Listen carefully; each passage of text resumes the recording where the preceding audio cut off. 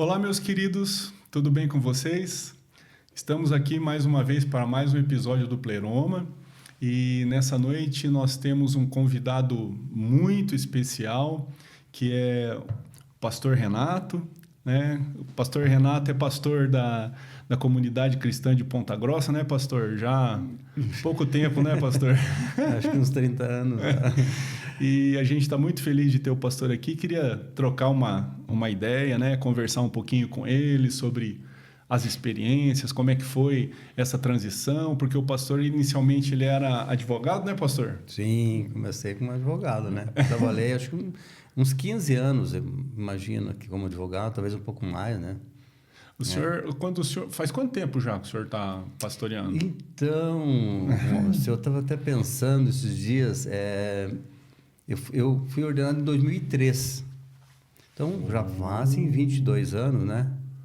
22 anos. Até ali eu me dedicava bastante à advocacia, né? A partir dali, aí eu praticamente me dediquei exclusivamente no ministério, né? No Tempo ministério. integral, essa coisa toda, né?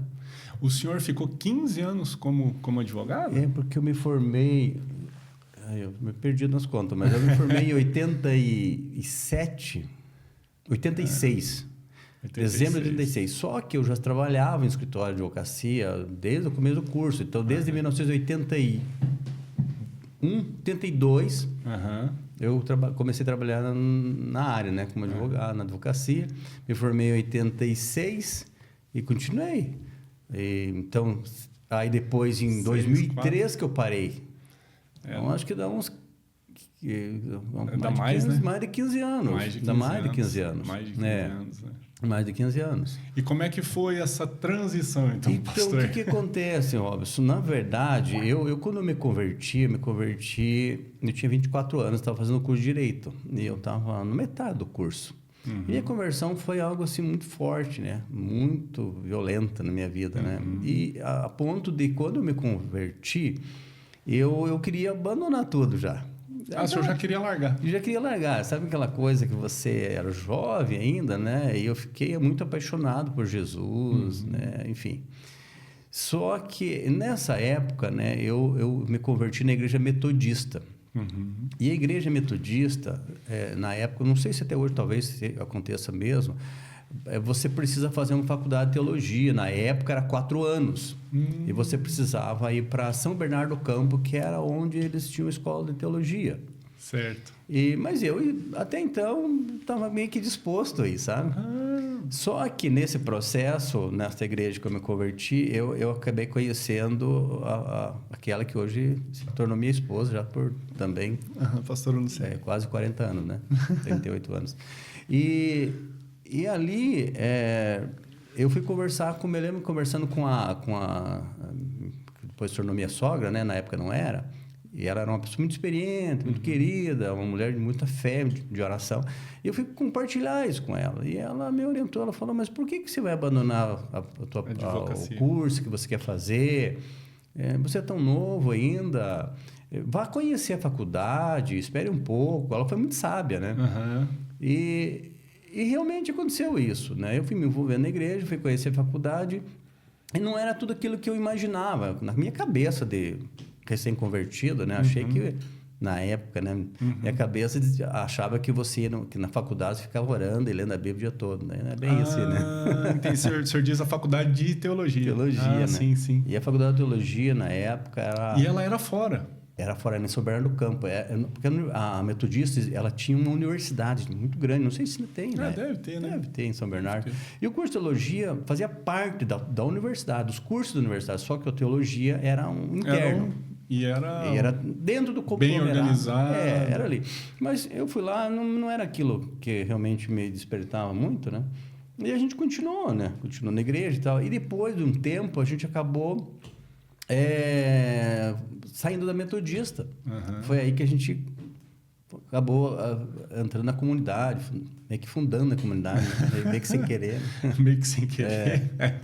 Enfim. E como é que foi essa transição do sair da metodista para lá?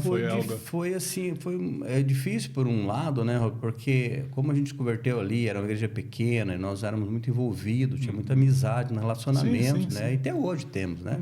Eu tinha parentes, a Lucélia tinha parentes lá, e a família dela até hoje são metodistas. Então, assim, foi meio traumático. Mas o que aconteceu? Nessa época, a metodista, na época, ela era uma igreja mais tradicional, né? E nós, digamos assim, fomos mais avivados, né? A gente experimentou os dons do Espírito, né? Fomos batizados no Espírito nessa época. Então, alguma coisa ali, a gente não conseguia mais caminhar por ali, né? Dá para entender. Mas a gente acabou saindo. Mas, assim... Se você me perguntar, na época, a gente não tinha muita noção do que estava fazendo. Na verdade é essa, né? A gente era jovem, então o que a gente queria mais de Deus. Mas não sei te explicar direito. E aí a gente começou a caminhar, e nessa época era muito forte esse movimento de comunidade, né? Estavam nascendo as comunidades. Estava começando, né? Pra você ter uma ideia, em Ponta Grossa não existia nenhuma comunidade aqui, né? É interessante isso, porque na época existiam as igrejas históricas, tradicionais. E a comunidade foi a primeira com esse nome, comunidade, você está lá aqui, né? Até meio difícil, né? Foi bem difícil, né? Também foi difícil, né, isso. Mas foi acontecendo, né? Foi acontecendo as coisas, a gente foi se envolvendo na igreja, as coisas foram acontecendo. Aí quando chegou em 2000, nessa época de 2013, né? Que daí a comunidade estava bem estruturada, tinha muita gente, né? A demanda era grande, né? E como aquele chamado, aquela questão estava muito forte no nosso coração, no meu coração da Lucélia sempre foi, né? Só que eu acredito que Deus me deu a graça assim de organizar um pouco mais minha vida, com a minha família, com meus filhos, para fazer essa transição. Então, da transição de advogado para pastor, eu me lembro que eu demorei um ano assim bem... transicionando mesmo, escritório, os clientes. Até porque tem todo um processo. Todo um processo, tinha muita coisa. Acho que até hoje deve ter rodando coisas de processo daquela época. Tem. Esses dias atrás, por incrível que pareça, né? É uma curiosidade até. O Pedro, né? Você conhece ele, meu filho é advogado também, né? E aí, ele pesquisando lá, ele falou, pai, tem um valor lá que está depositado numa conta lá que só você pode retirar de um cliente teu. Eu nem lembrava mais. Daí ele foi pesquisar e falou, é de 1991. Ele tinha 1 ano. Ele nasceu em 90. Ele falou, eu nasci em 90, você começou esse processo em 91. Meu Deus do céu. Que legal. Foi legal, porque aí fui tentar lembrar, e óbvio, eu lembrava, né? Mas aí fui procurar o cliente, né? Como é que eu vou achar esse cara? Para poder passar o dinheiro para ele. Passar a parte, né? Passar o que é. E aí eu lembrei que tinha uma irmã dele que eu conhecia, mandei uma mensagem para a irmã dele me botou contato com ele, mandei uma mensagem para ele. E aí foi legal, porque daí a gente se reencontrou, Conversou, trocou ideia. Isso, e aí pude falar para ele, olha, tem uma notícia boa para você até, depois de todo esse tempo, né? Não era muita coisa, mas enfim. Então, é umas curiosidades, assim, né? Então, eu tive, assim, consegui, na época da transição, em 2003, conversar com todos os clientes, né? Alguns entenderam, outros não entenderam, né? Mas, enfim, faz parte, né? Mas, assim, em casa, né? Com a família, com os filhos eram adolescentes na época, né? Mas foi tranquilo, graças a Deus, assim, não foi nada traumático, né? Foi um tempo bom, né?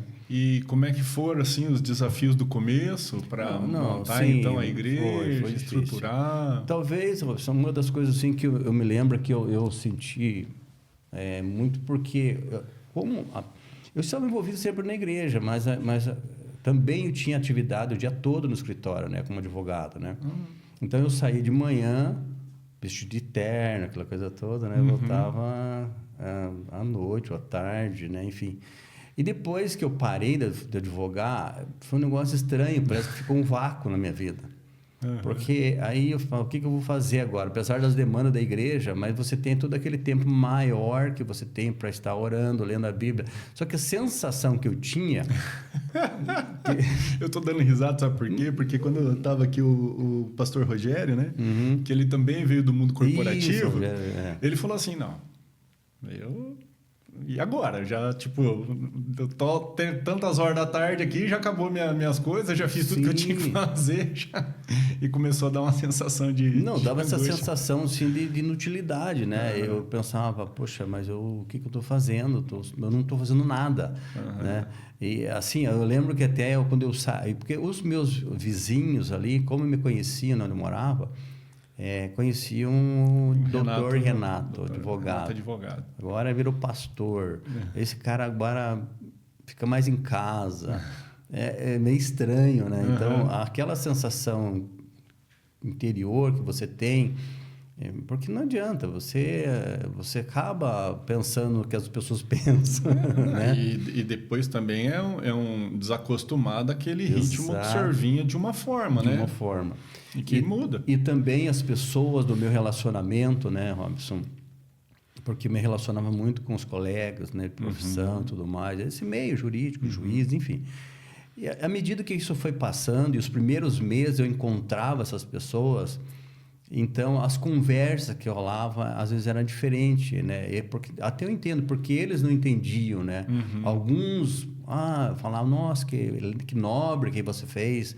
Alguns não, mas você é louco, como é que você faz isso, né? E por que? Não entendo, porque você não pode conjugar as duas coisas.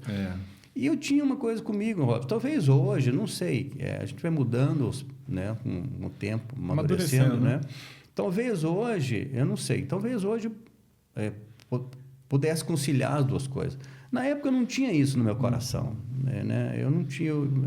No meu coração, na minha mente, eu precisava ou me dedicar a uma coisa ou me dedicar a outra, né? Mas o senhor sabe também que tem uma questão em relação a isso, que no início mesmo, né? Assim, as demandas eram bem diferentes também e realmente tinha esse pensamento, né, vamos dizer assim, do ponto de vista eclesiástico, exatamente, né? Que a pessoa que, quando ela se tornava pastora, ela tinha essa necessidade mesmo, né, de deixar para trás, ir lá e trabalhar. Então tinha esse o senso comum também da época, né? Tinha esse pensamento e eu acredito assim, que ainda esse pensamento permeia isso, né, as pessoas, né?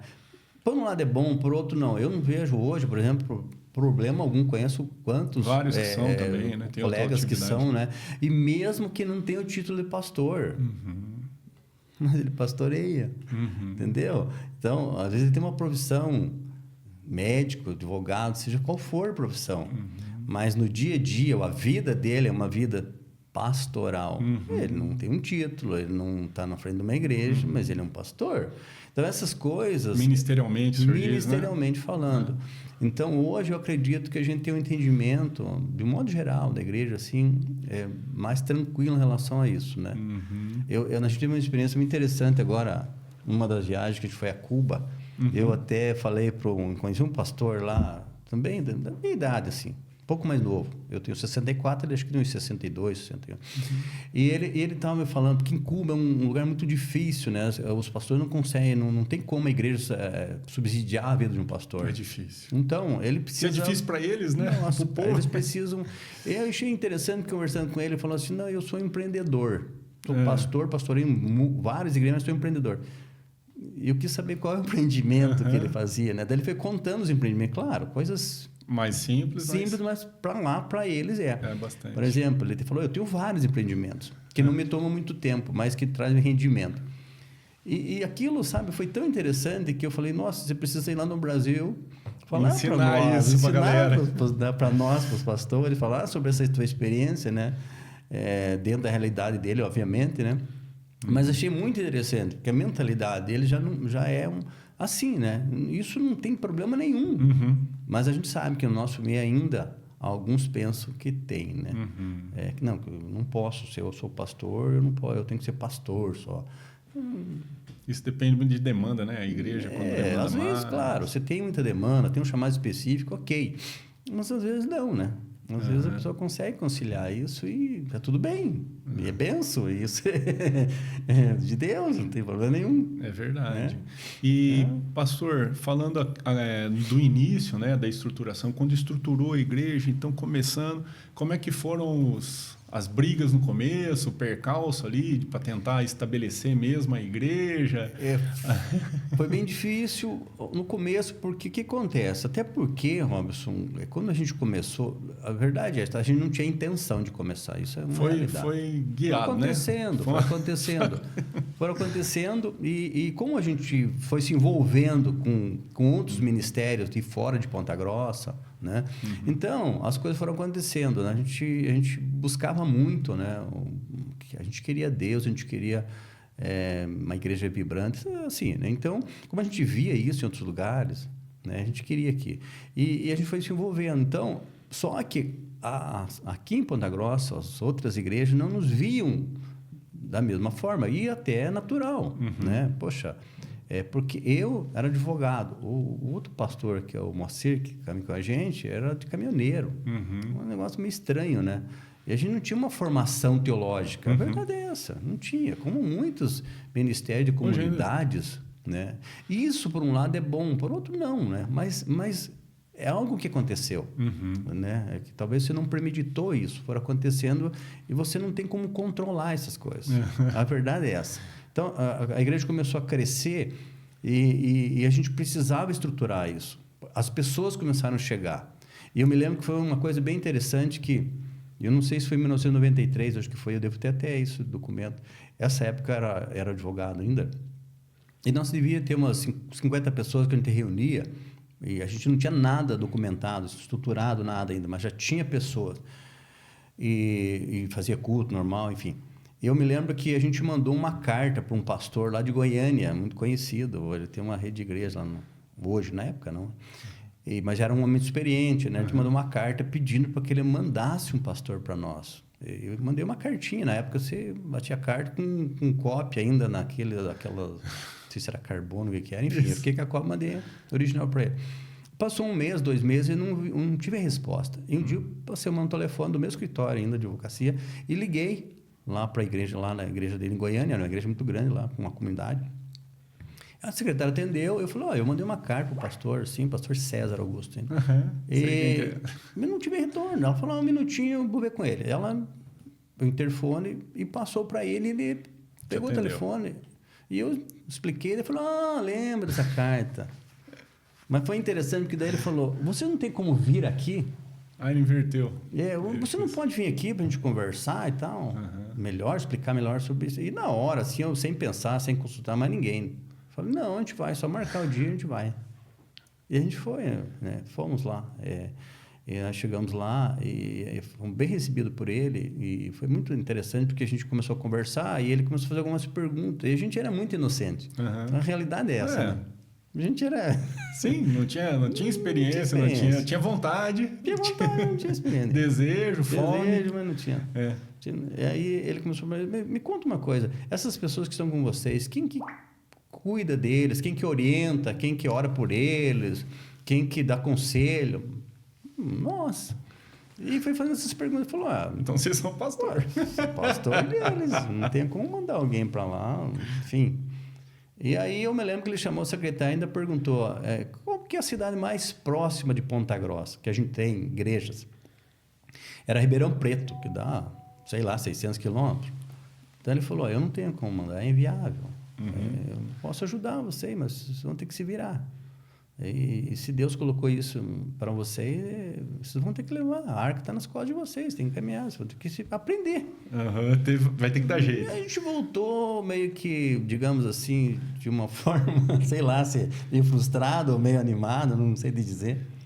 E continuamos. E foi acontecendo, e aos poucos... à medida que as coisas foram acontecendo, que Deus foi realizando a obra nas nossas vidas, e através das nossas vidas, as pessoas foram chegando, os pastores da cidade foram observando, percebendo que... Quebrando gelo.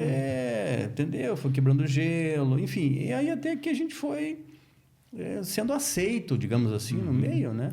E hoje em dia, assim, a gente vê que Ponta Grossa ela tem uma característica de São vários pastores que eles acabam tendo uma integração grande, né? E tem as reuniões, né? Como é que foi isso acontecendo também, o desafio disso?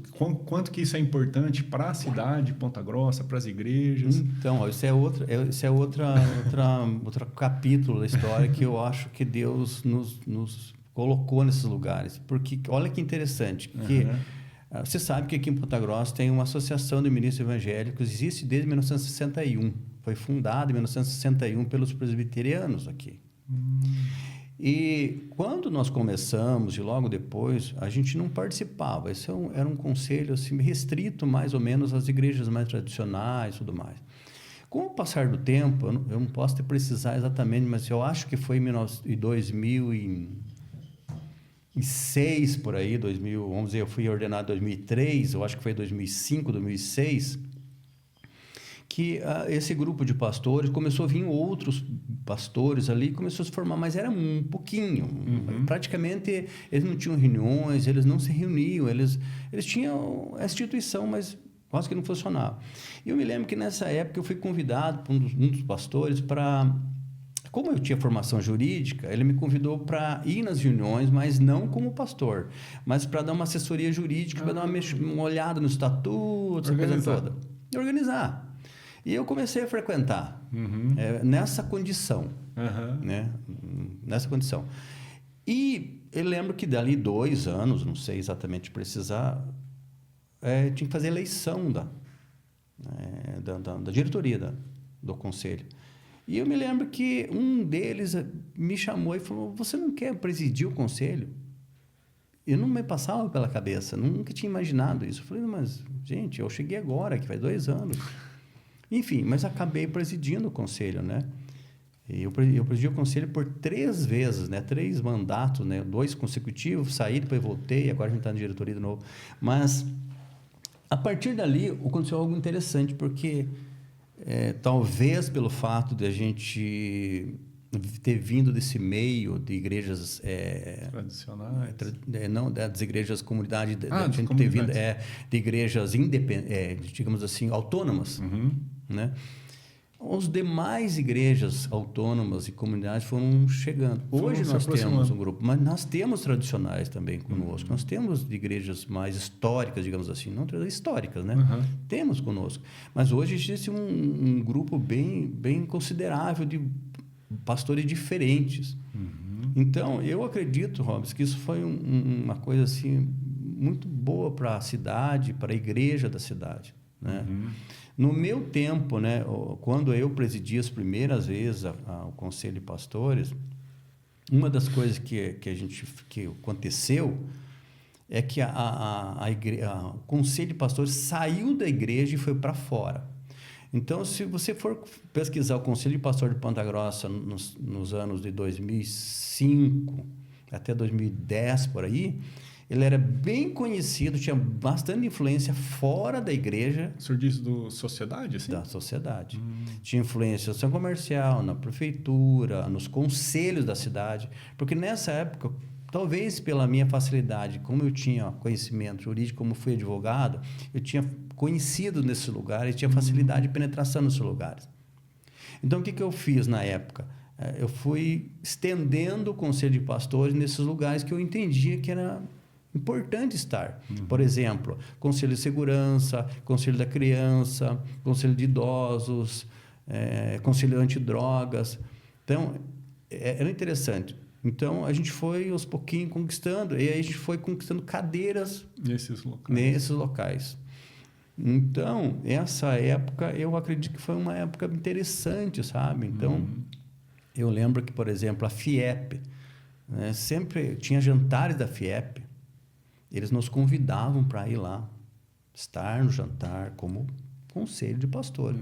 Porque você sabe que a Igreja Católica, ela tem isso, né? Então, eles convidavam, sempre convidavam, né? Sempre convidam. Não, o desfile, por exemplo, dia 15 de setembro, dia 7 de setembro. As autoridades no palanque, está lá o prefeito, enfim, os políticos, etc. E está lá o bispo da Igreja Católica. E a igreja não tinha representação nenhuma. E a partir dali a gente começou a ter. Então, então tinha tudo isso, né? Eu acho que isso foi interessante, é né? importante. E Claro. com isso a gente foi influenciando, a gente tinha reuniões na prefeitura para orar especificamente pelas autoridades, enfim. Então, isso foi um tempo bom, né? E com isso os pastores foram chegando. E hoje tem um grupo bem interessante de pastores que a gente se reúne, se dá muito bem, né? De igrejas diferentes, visões talvez diferentes de igreja, maneira de trabalhar a igreja, bem uma diferente da outra, mas que quando a gente está na mesa ali... Tudo igual. Tudo igual, isso aí não... Idades também, né? Idade diferente. Idade. Então, essa é uma coisa interessante, porque da idade, né? Essas viagens missionárias, né? Eu acompanho, tenho acompanhado, né? E, na verdade, eu vou mais assim como um apoio, né? Não sei nem...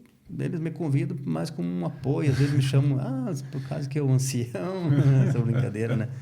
Mas eu aprendo muito com eles, talvez eu aprendo mais, eu falo para eles, eu aprendo mais com vocês, com esses jovens que vão, do que o que eu ensino.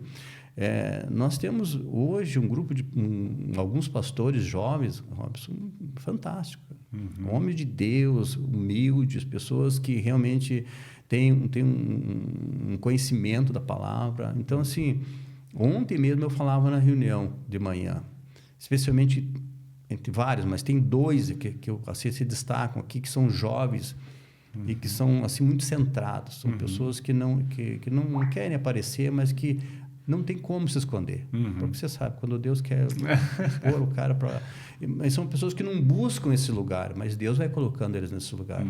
Então, assim, eu ontem falei com os pastores, né? Falei, a gente fica muito animado, porque tem um futuro, né? Muito promissor na igreja de Ponta Grossa. E principalmente nos últimos anos, do que Deus tem feito, trazendo gente de fora, né? A passagem do pastor Rafael, que você conhece, que já esteve por aqui, né? Algo muito extraordinário para a cidade, né? O que Deus usou ele para fazer foi fantástico, né? Mexeu com a gente, mexeu com os pastores, né? Era aquilo que ele tinha que fazer e acabou, amém? Mas foi pontual, né? Então, eu creio que nós estamos vivendo um tempo muito de Deus para Ponta Grossa, né? Tempo de bênção. Tempo de bênção. E como é que tem sido esses desafios que o senhor tem ido agora? Tem sido... Fala das viagens. Só para a gente entender, né? Porque agora o senhor acabou colocando ali que o senhor foi para Cuba, como que começou, como que surgiu isso, antes até de falar de outras coisas. Então, é interessante também, né? Eu sou uma pessoa que dificilmente eu vou dizer assim, olha, Deus me falou para fazer isso. É óbvio, eu sinto o áudio de Deus me falando, mas eu vou deixando as coisas acontecendo. E na medida que as coisas vão acontecendo, eu vou entendendo que aquilo que Deus colocou no meu coração é para fazer. Né? Então, se Deus vai abrindo as portas, eu vou entrando. Se eu fechou uma porta, eu vou esperar, ver se essa porta foi Deus que fechou ou foi o diabo que fechou. Né? Se foi Deus, eu tenho que esperar, tenho que fazer. Né? Na hora que ele abriu, eu entro. Então, essas viagens aconteceram bem interessantes. Se eu te falar que a primeira viagem que eu fiz para a Itália, que vai fazer 2 anos já, em 2 anos eu já visitei, sei lá, acho que 15, 17 nações. Opa! Entendeu? Então, mas que eu não imaginava. Né? Então, pouco antes dessas viagens de 2 anos, eu fui para a África. Né? Ali na África, faz 3 anos que eu fui para a África. Agora, em junho, vai fazer 3 anos. Essa viagem para a África também foi um divisor de águas, né? Porque eu nunca tinha uma viagem missionária e a África é um local que mexe muito com você, não tem como. Então, eu fui para Guiné-Bissau e para Senegal. São países pobres. Guiné-Bissau é um dos países mais pobres da África. Né? Senegal é um pouquinho melhor, mas também não é muito diferente, né? E são países com muitos problemas sociais e culturais, enfim, questão religiosa, enfim. E lá eu fui muito movido por Deus. Eu creio que Deus começou a preparar, né, essas minhas viagens. E depois, no próximo ano, aconteceu algo que eu creio que estava, obviamente, na agenda de Deus. Né? Porque quando foi em maio de 2020, nós estamos, não, em 21, maio de 21, o meu genro com a Renata, ele sempre teve um desejo de ir para a Itália, ele é descendente italiano e tudo mais, né? E por anos ele vinha buscando a cidadania. E ele conseguiu a cidadania e de repente chegaram e decidiram ir assim, da noite para o dia. E como estava previsto, tinha uma viagem missionária o pastor Rafael estava começando a fazer essas viagens missionárias. Ele estava recém-chegado na cidade. E ele já tinha nos desafiado essa viagem para a Itália. Mas eu não tinha intenção de ir. A verdade é essa. Eu falei, vou fazer o que lá na Itália? Quando surgiu essa fator da minha família ir para lá, eu fui pesquisar onde eles iam. E fui descobrir que aonde eles foram morar, estão morando, dava 100 quilômetros de onde o Rafael, o pessoal, estava indo. E aí eu comecei a orar e senti de Deus que eu devia ir lá primeiro, antes dos meus filhos irem. A Renata ia para lá depois. Ia para lá depois. Aí eu fui. A gente foi antes. Fui antes. A gente foi na viagem missionária da base mais profunda. A primeira viagem missionária que eles fizeram, nós ficamos 15 dias em Piacenza, que é no norte também da Itália. Só que de Piacenza até onde a Renata e o Edu estão, dá 100 quilômetros, que é em Verona, do lado de Verona. E eu não conhecia o pastor. Eu liguei para o pastor e falei, olha, eu preciso conversar com você. Você me recebe aí? Ele, não. Aí o João Marcos me acompanhou até. A gente foi lá, passou um dia com ele. E eu cheguei e falei, olha, eu vim aqui, minha família está mudando para cá. Eu tenho uma filha que vai mudar para cá, meu genro. E ele é um jovem ser pastor lá, ele tem 34 anos. Nossa, bem jovem. Eu falei, cara, eu vou entregar uma meia família, meus netos, para você cuidar. E como é que ele... ele é muito querido, sabe? Foi muito receptivo, a esposa. Foi uma ligação, assim, de Deus, né? Muito de Deus.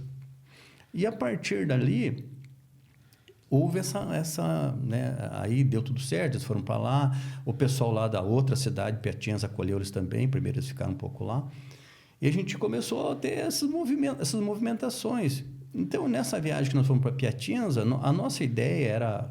Na primeira viagem para a Itália, só ir para a Itália e Polônia, que a gente tinha marcado. Itália e Polônia. E porque tinha um missionário, o Wade, ele tinha ficado na Polônia, né, um ano. Né? Ele queria voltar lá, encontrar os pastores da Polônia e tal. E aí a gente foi para ir para lá. Tá na Itália, a gente vai para a Polônia. E a gente ia de avião dali, né? Só que eu não tinha nem noção, assim, muito de onde que era, quanto tempo dava, enfim. Aí, uns 2 dias antes, assim, eu me lembro que a gente sentou, eu, o Rafael, e o João Marcos, e o Wade, e eu perguntei, que horário que é o nosso... Como é que a gente vai para a Polônia? Daí eles foram mostrar, não, o horário do voo é tal hora, a gente vai de trem, blá, blá, blá. Enfim, rapidamente a gente fez as contas, eu fiz as contas, falei, gente... A gente vai rodar, a gente vai ficar tanto tempo num avião, tanto tempo num trem, para ficar com o pastor lá 3 horas, cara. Que é o que dava. Não tem sentido isso. Aí ele falou, mas o que se sugere? Na minha cabeça veio assim, pega um carro e vão de carro.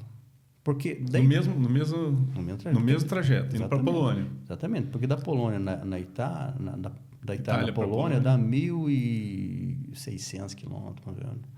Quer dizer, não é tão longe se você pensar. Aqui no Brasil não é nada. Aqui no Brasil não é nada. E as estradas lá são excelentes.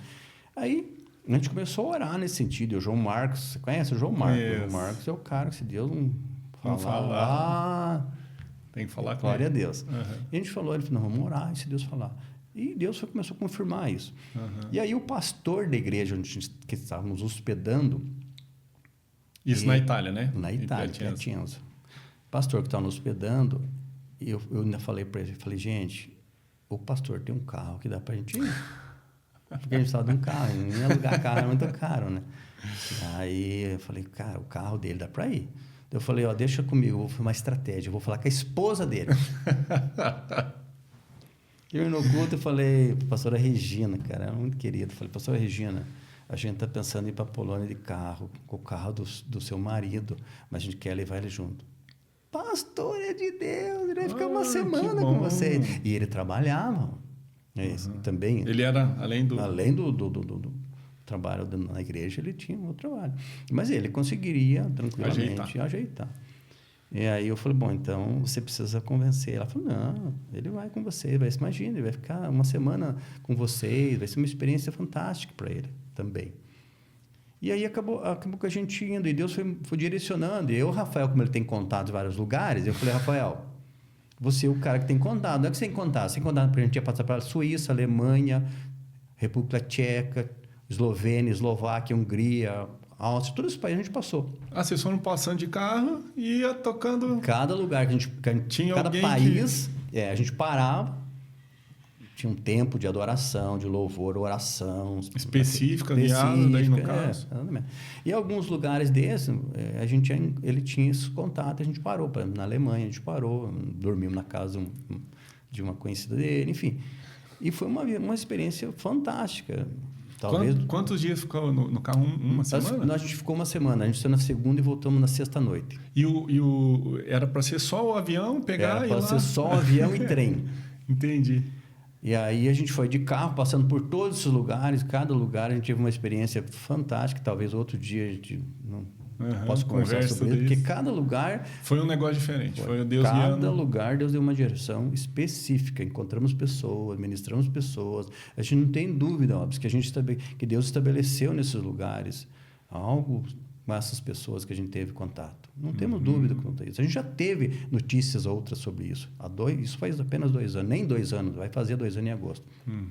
Então, foi algo muito forte, assim, que Deus proporcionou para nós, que a gente não tinha na nossa agenda. Tudo isso. A nossa agenda era só a Itália, lá em Piacenza e Polônia. E acabou abrindo tudo isso. Então, foi isso. E a partir disso, cara, Deus foi nos convocando para ir. Daí a gente foi para a Alemanha, depois, né, outras vezes. Reino Unido. E tudo isso depois dos contatos que vocês tiveram. Aí surgiram os locais que... Aí o pessoal fala, gente... Exatamente. Por exemplo, nós fomos... Eu acho que fez 1 ano agora, em março, que a gente foi para a Alemanha e Reino Unido. E a gente ficou na casa do Rodrigo e a Evelyn, que estão na Alemanha.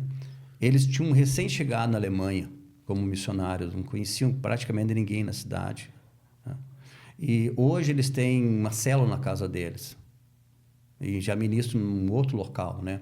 Então, isso faz pouco tempo que a gente esteve lá. Não tem contato direto com ele, né? Ele esteve aqui em Ponta Grossa no passado. Ficou na minha casa lá uns 2 dias, ele e a Evelyn. Então, assim, é só Deus fazer um negócio desse, né? É algo extraordinário.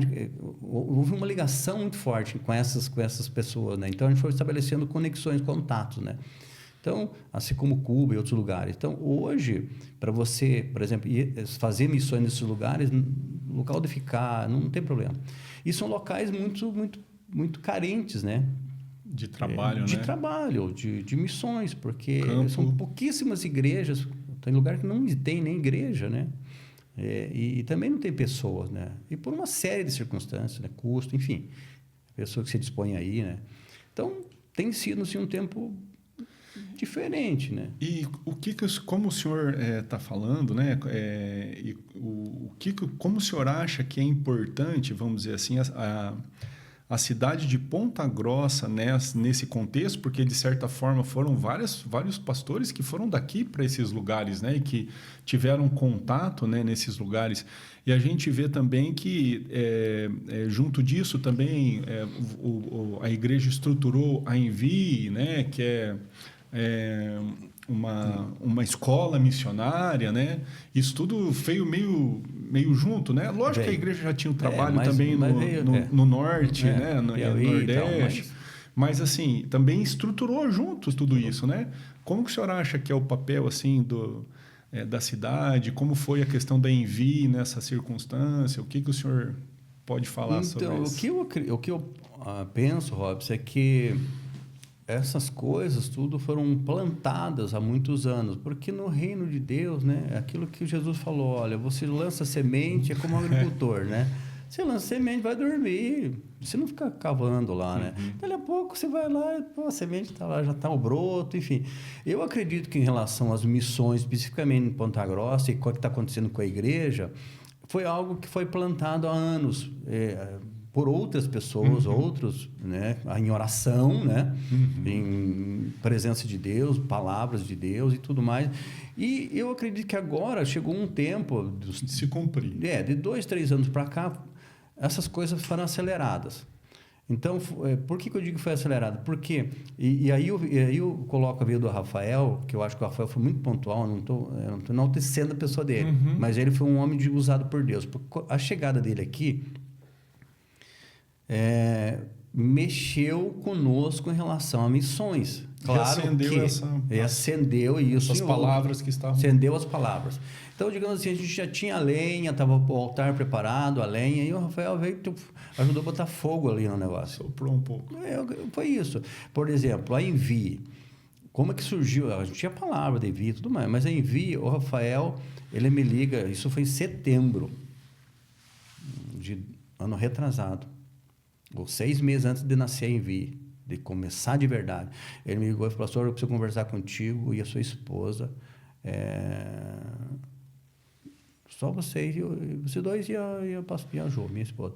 Ele veio com essa história, porque ele estava falando: eu estou indo embora, eu não posso deixar aqui, vocês têm uma palavra de uma escola missionária, eu vamos estruturar, eu quero ajudar vocês a estruturar uma escola missionária. Só que daí eu coloquei para ele o seguinte, falei: a nossa... a palavra que nós temos da escola missionária nossa, da Envie, ou nem tinha o nome, Envie, né? Da comunidade, ela tem que ser uma escola integral. E tem integral com mais tempo. No mínimo 9 meses. E o Rafael é um cara que não... Ele gosta que se faça coisa, ele não dá muito tempo. 9 meses, eu falei: foi 9 meses. Não tem problema, estrutura. Ele nos ajudou muitíssimo a estruturar. Né? E foi assim. Então, eu vejo assim que essa maneira do Rafael a fazer as coisas, que a gente muitas vezes é contestado, e até eu às vezes falo assim: meu Deus, não pode fazer assim. Mas é necessário. Assim como é necessário ter um outro para estar segurando, para estar aqui, é um equilíbrio do organizar, corpo. Etc. Então, isso acelerou. E aí a coisa foi fazendo, foi acontecendo. Né? Então, a Envie hoje, por exemplo, já está no 2º ano com alunos. E não é só ela, a Mais Profundo, por exemplo, né? Que é outra pegada de escola, né? Assim, mais rápido, mas quantas pessoas ela ativou e formou da nossa igreja mesmo, quantas pessoas frequentaram lá, que a gente percebe a mudança, né? Então, e assim outras, tem uma outra escola de expressão, que é o Mike, lá o pessoal trabalha. Então, eu vejo assim que as missões, elas deram um up rápido. E isso nos impulsionou, é como se Deus nos empurrasse para fora. Entendi. E a gente não tinha que pensar muito em recurso, porque se a gente fosse pensar em recurso, a gente não ia. não tinha como. Mas foram acontecendo. Né? Foram acontecendo. Por exemplo, você tem uma ideia, essa minha viagem para Cuba agora, então, essa viagem para Cuba é uma viagem que eu também, a Mais Profundo, estava organizando. Praticamente era eles. E eu não tinha intenção de ir para Cuba. Sinceramente, até março, a gente foi em Bauru, até fevereiro eu não tinha minha intenção. Assim, não estava, estava orando. E me perguntavam: você vai para Cuba? Eu falei: cara, eu não sei se vou para Cuba, ainda não sei. Estou orando. E, na verdade, eu não tinha recurso para ir, apesar de não ser gasto muito, não tinha. Só que aí eu estou orando, e um dia uma pessoa chegou e falou para mim: pastor, você vai para Cuba? Mas ela afirmou que eu ia para Cuba. E assim eu falei: não, eu estou orando. Ela falou: não precisa orar mais, o senhor vai para Cuba. E Deus já proveu o recurso para o senhor. E realmente essa pessoa já me deu ali uma oferta que dava quase para contar a passagem, né? Então, assim, são coisas que você não tem como dizer. Não dá, né? Não tem como, é Deus empurrando. Empurrando, daí você vai, né? Deus empurrando.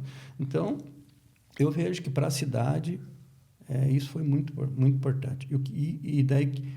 E isso veio num momento em que os pastores estão no mesmo propósito. Isso é muito importante.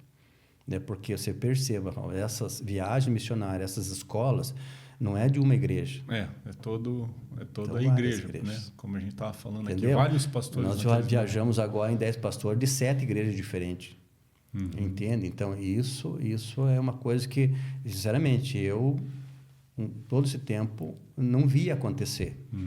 Então, isso está acontecendo. Isso é lindo. Então, porque eu não é a Envie ou a Mais Profundo que dá aula nessas escolas. Por exemplo, eu falo sempre na Envie, não tem como subsistir só com a comunidade. Não tem como. Se ela não tiver os outros pastores, os outros irmãos, a igreja do Senhor, que é a igreja. Não tem como ela andar. Então, é um tempo muito precioso, né? E Deus nos agraciou. A cidade está ganhando com isso, né? Amém. Está ganhando com isso. Que bênção. E como é que foi a experiência em Cuba, pastor, que o senhor falou, desses lugares todos difíceis, né? Talvez seja o lugar mais complicado que o senhor foi, assim, em termos de o cuidado, como agir, onde ir. As igrejas, elas podem se reunir, né? Mas eles têm alguns cuidados, né? Tem alguns cuidados. Talvez seja o lugar mais, assim, difícil pelo seguinte... Vocês podem comparar um pouco com a África, que eu fui, por exemplo, em Guiné-Bissau, no Senegal, em termos financeiros, de estrutura. Cuba hoje está... Cara, é uma África melhorada. Às vezes, a verdade é essa. Cara. Por exemplo, eu estive em Guiné-Bissau 3 anos atrás e eu fiquei impressionado com as sujeiras. Não tem coleta de lixo. Né? Lá em Guiné-Bissau não tinha na época, não sei hoje, 3 anos, não tinha coleta de lixo, não tinha rede de esgoto em lugar nenhum. Pouquíssimas ruas asfaltadas, uma capital de acho que 700 mil habitantes, 1 milhão, sei lá. Então, assim, me chocou. Um transporte zero, todo mundo andando em cima de caminhonete, tudo quebentado, tudo quanto é coisa. Enfim. Só que lá na Guiné, apesar de serem, por exemplo, tem muitos muçulmanos lá, mas tem muitos cristãos. E as religiões afro, né? Mas, assim, para você pregar o evangelho tal, é mais tranquilo, não tem repressão nenhuma. Cuba também não tem repressão, só que o sistema do governo é mais complicado, né? Então, hoje ela é um sistema fechado, né? Obviamente, as pessoas às vezes alguns culpam, por causa dos embargos. Ok, pode até ser em partes, mas é que o sistema do governo não permite também, não abre, né? Então, Cuba é um lugar hoje que praticamente não tem iniciativa privada. Então, o governo não tem como se manter. Então, acaba sendo um lugar muito, muito escasso, né? As pessoas, literalmente, muita gente passa fome lá, muita gente está passando fome. As casas lá estão tudo caindo, eles não têm como, não têm dinheiro para reconstruir e tal. E o evangelho lá, as igrejas lá, até a época da Revolução, as igrejas que existiam, elas podem ter uma personalidade jurídica, comprar, se elas puderem comprar, enfim. As igrejas depois, não. Elas podem funcionar. Só que elas não são legalizadas, não pode existir ela não existe no mundo jurídico. Não existe do mundo jurídico. Não existe no mundo jurídico.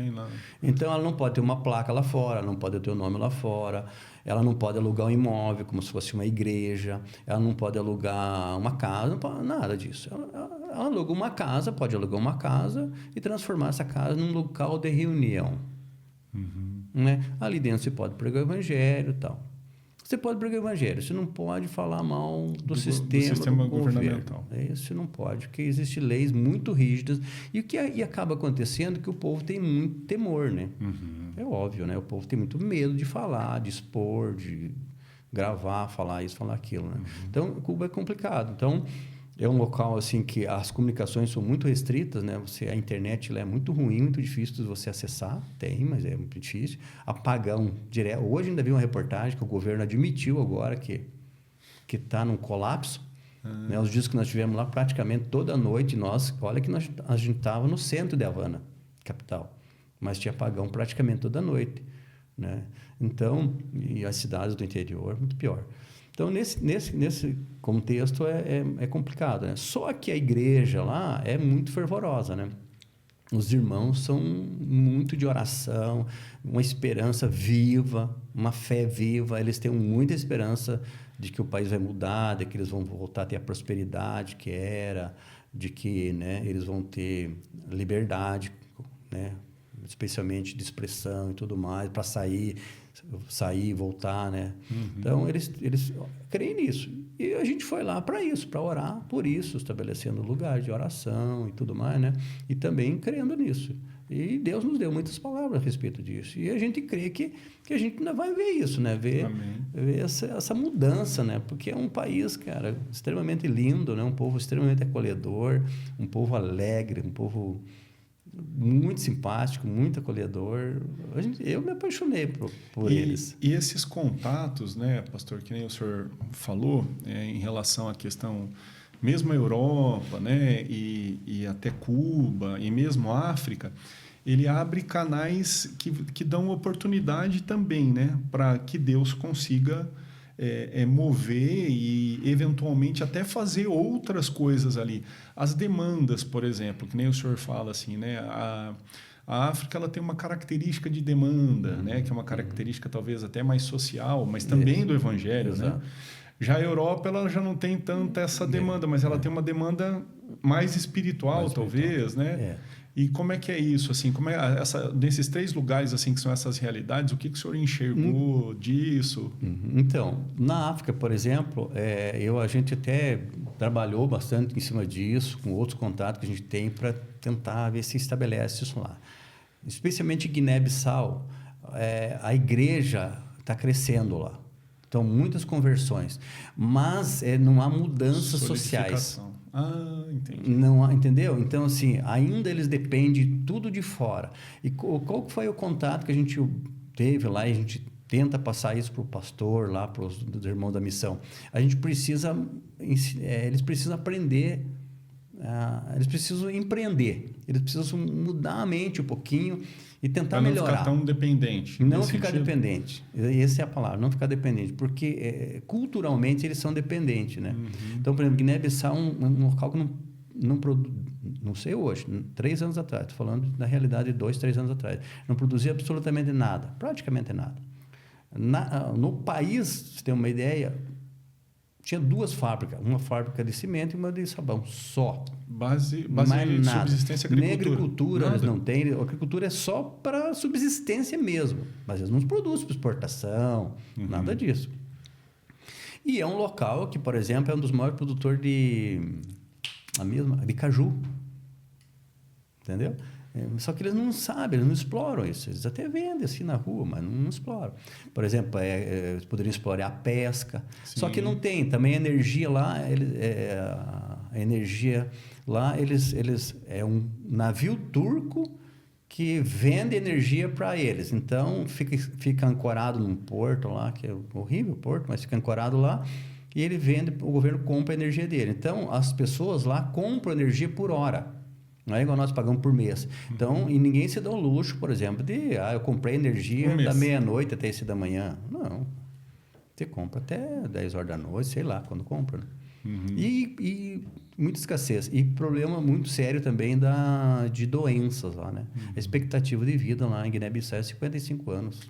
Meu Deus. Então, febre tifoide, você sabe melhor que eu. Aqui não existe mais, né? Muito raro, raríssimo. Né? Mas lá morre muita gente de tifo, né? Porque não tem um saneamento básico, não tem água, não tem como você tomar aquela água, falta muito, não tem água praticamente, não tem nada de saneamento básico, então não tem água tratada. Então, o que eu penso que Guiné-Bissau precisa, claro, continuar pregando o evangelho, obviamente, mas precisava de transformação social, fazer que eles sonhar um pouco mais, pensar, ver que existe possibilidade, que eles podem empreender, que eles podem fazer algumas coisas sem ficar só dependendo de dinheiro de fora. Só que isso é uma mudança. A gente tentou fazer isso através do Instituto Transforma, que trabalha com isso. Ele me conectou com os irmãos dos Estados Unidos, que fazem esse trabalho na África. Eles financiam empreendimentos na África, cristão. Só que acabou que eu, como meu inglês é praticamente zero, eu tinha muita dificuldade de conversar com eles. E ele me pediu uma pessoa representante para estar lá. Eu estou tentando com o Rodrigo, que está na Alemanha. O Rodrigo fala muito bem inglês. Estou tentando ver se o Rodrigo faz essa ponte, sabe? E ele, entre aspas, se torna o representante lá para ir lá e fazer essa ponte dos Estados Unidos com o pessoal da África para levar essas questões para eles, né? Que é o que ele mais precisa. A Europa não precisa de dinheiro, né? Então, não é que não precisa de dinheiro, mas a Europa, né? Essa parte assim, já é mais estruturada. Então, ela é estruturada. Ela precisa do evangelho. Precisa do evangelho. E daí, qual que é o problema de missionários na Europa?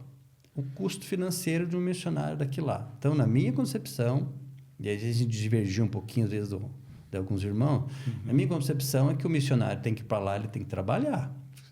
Ele tem que ter um trabalho para ele, até pelo trabalho, evangelizar. Até para justificar, né? pastor. Até para conseguir justificar ele permanecer lá, né? Porque imagina... E outra coisa também, né? Como que ele vai ficar inserido dentro da realidade social se ele não tiver um trabalho? Ele vai abrir o quê?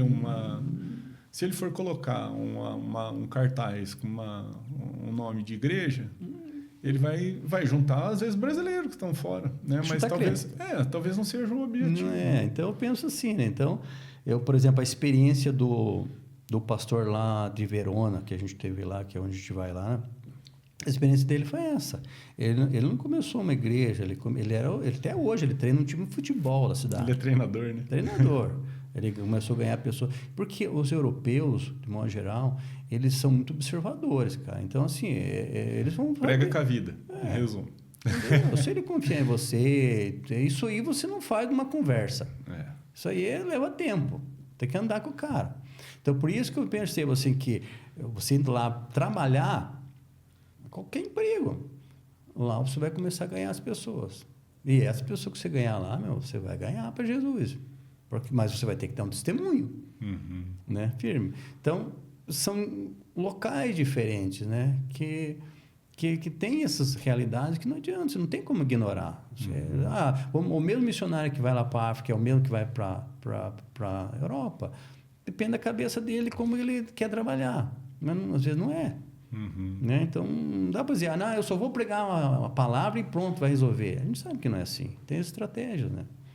E Cuba? O que o senhor enxergou assim de estratégia, oportunidade? Então, Cuba eu vejo assim que lá não tem... Você pode pregar o evangelho assim, até nas praças, não tem problema nenhum. Você pregar o evangelho. Só que você tem que andar... Dentro do sistema. Num limite ali, né? Então, eu acredito que Cuba tem que romper ainda com esse sistema, né? Então, é um local que, na minha concepção, o missionário que for para lá, ele tem que gastar muito tempo na presença de Deus, em oração, né? Conquistar no mundo espiritual, porque as pessoas ele não vai ter dificuldade de conquistar. Não vai. As pessoas são extremamente... Que todo local carente financeiro e tudo isso, é mais fácil, disso, né? É mais fácil, é igual na África. As pessoas precisam, cara. Então, você vai ajudar, para você ajudar as pessoas lá, né? Então, se você leva daqui eu vou viajar para lá, levo 2 tênis, um eu vou doar lá. Pô, para eles meu Deus. Então, tem essas facilidades, só que você tem um outro mundo espiritual também diferente do outro local, né? Mas a oportunidade é tremenda. Vamos dizer assim, é fácil você manter um missionário em Cuba, financeiramente falando, mas tem que ser uma pessoa que esteja disposta a viver naquele local, assim como na África, né? O Rafael sempre fala uma coisa, e ele tem razão, e os missionários sabem disso, eles que trabalham com isso. A pessoa tem que ter o coração, ela tem que estar disposta a morrer para aquele lugar. Um missionário tem que, se ele está disposto a morrer para aquele lugar, amar aquele lugar, ele vai se adaptar. Qualquer lugar. Qualquer coisa, né? Qualquer um tiver essa disposição no coração. Mas eu vejo assim, que Cuba é um local assim, talvez desses locais que eu fui, é o local mais, entre aspas, mais fácil de você enviar missionários e fazer um trabalho assim, mais fácil em termos assim financeiros, de local, mais simples, tudo mais, né?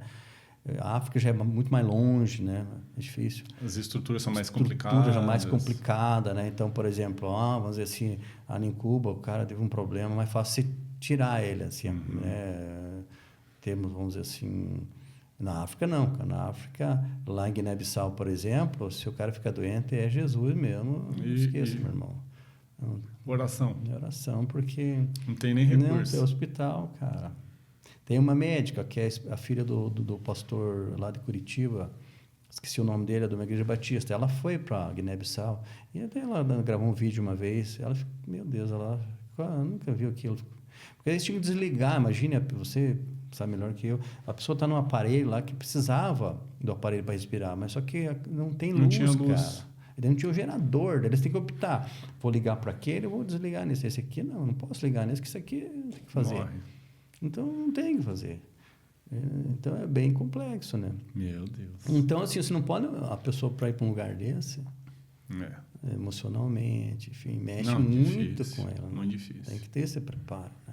Então, eu penso que essas viagens missionárias, onde a gente leva esses alunos, é para isso, para ele, até para ele dizer, isso aqui é para mim, não.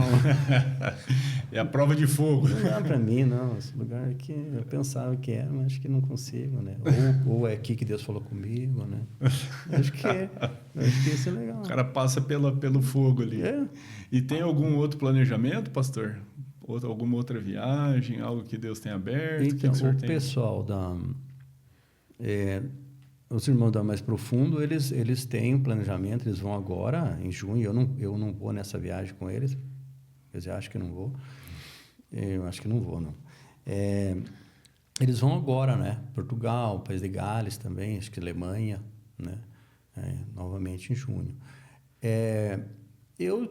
Nós, do pessoal da Envia, a gente está orando porque a gente tem a possibilidade de ir para Cuba, né? No final do ano, né? Lá por novembro, talvez, né? Que é o tempo a parte prática deles. Né? Se a gente não for para o Nordeste, a gente pode ir para lá. A primeira turma foi para o Nordeste, né? Lá para o Suí, ficar um mês lá. Foi muito bom, né? E agora a gente tem a possibilidade. O senhor foi junto? Eu fui. Eu fiquei 10 dias lá, um pouco menos. Mas o Júnior ficou mais tempo e eles ficaram lá ficou 30 dias lá, né? E eles ficaram José, onde? Ficaram em... Mas ali no Uruçuí, mas de Uruçuí eles também foram algumas cidadezinhas ali, né? E agora, se a gente for para o Nordeste, a ideia é ir no Piauí e também em Juazeiro, né? No Ceará, verdade, onde está o Rúria. Então, a gente dividiria 15 dias em um lugar. E olha como que Deus faz as coisas, vai abrindo portas e vai fazendo conexões. Teve um café de pastores, penúltimo café de pastores, acho que foi em março. Veio um pastor de Curitiba, ele é um dos diretores da Betânia. Diretor da Betânia. Da Betânia, editora, eles têm missões, é uma estrutura fantástica da Betânia. Né? E ele sentou na minha mesa, nós sentamos juntos para tomar café e conversando ali, daí, sei lá, surgiu o negócio das missões, da Envia. Daí ele falou, olha, pastor, daí eu falei para ele dos práticos, daí ele falou, olha, a Betânia tem lugares para você ficar onde você quiser, no Nordeste, se você quiser na Bahia, Pernambuco, só você me falar, a gente organiza isso, né? Mais um contato. Entendeu? Daí eu falei, então, lugares para você ir contato, eu vejo que Deus vai fazendo isso, né? A gente só precisa direcionar, né? E eles têm também igrejas nesses lugares? Eles têm igrejas, ligado com outras igrejas, né? Ligados com outras igrejas, mas com legal. Lugar para ficar. E esse pastor, ele é batista, né? É professor lá, um dos diretores lá daquela Fabapar, lá, Faculdade Batista, sim. Né? O Cícero, já é um senhor, um pouquinho mais velho que eu. E agora a gente vai receber o pastor, acho que dia 12 ou 13, uma coisa assim, de junho, lá de Cuba. Ele vai ficar uns 3 dias aqui. Vai ficar, inclusive, lá em casa. E aí vamos conversar. E a gente vai conhecer também um pouco mais da escola e das escolas aqui. Né? Se Deus... E ver o que Deus faz. Ver o que Deus faz. De repente a gente volta para lá no final do ano, né? Consegue levar lá. Mas... Que bênção, pastor. E... assim, a gente tem muita coisa para conversar, né? Mas, assim, se o senhor pudesse dar uma resumida nesse tempo aí que foram esses desafios e isso que Deus acabou levando, né? O senhor a fazer e esse movimento agora, né? Que Deus tem levantado aqui, a igreja.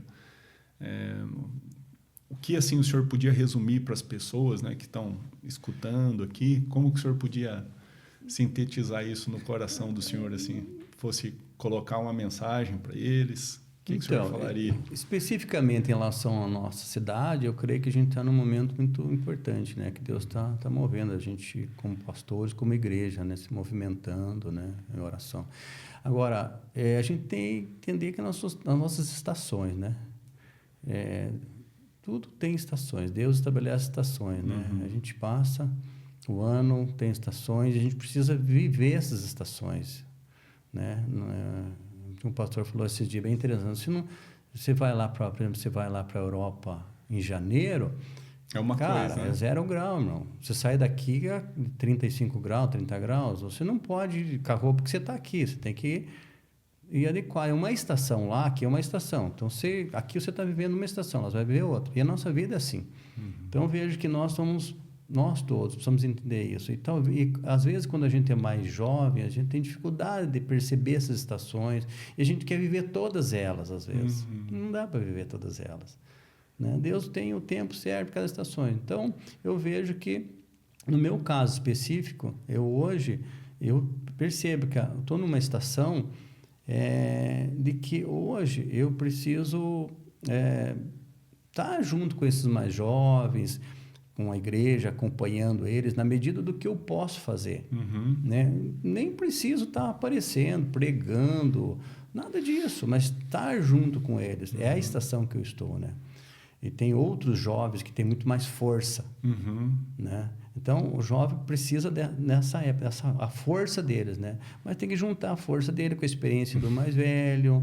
Isso é importante, né? E nós eu creio que Deus está nos permitindo vivenciar isso.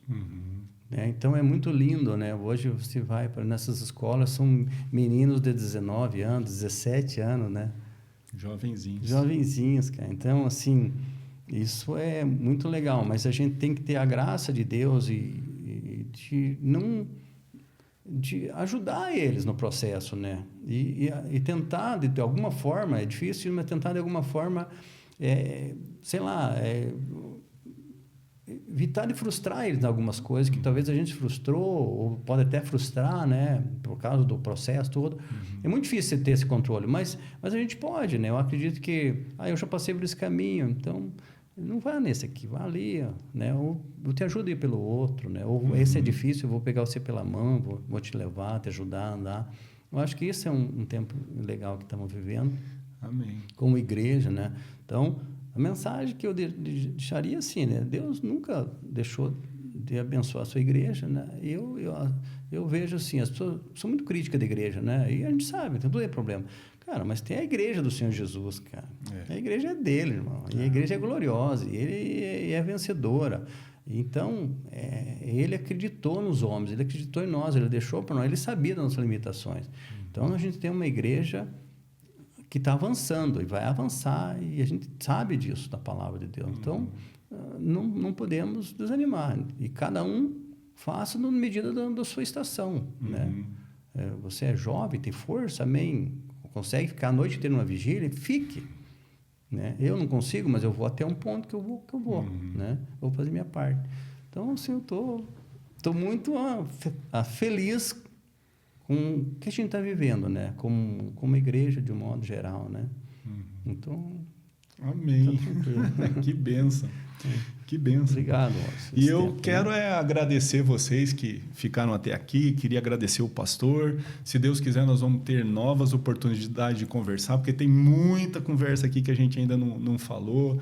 A comunidade foi pioneira lá no Piauí. Tem agora um trabalho de novo lá no Ceará também. Então, tem conversa aqui, a gente tem por demais.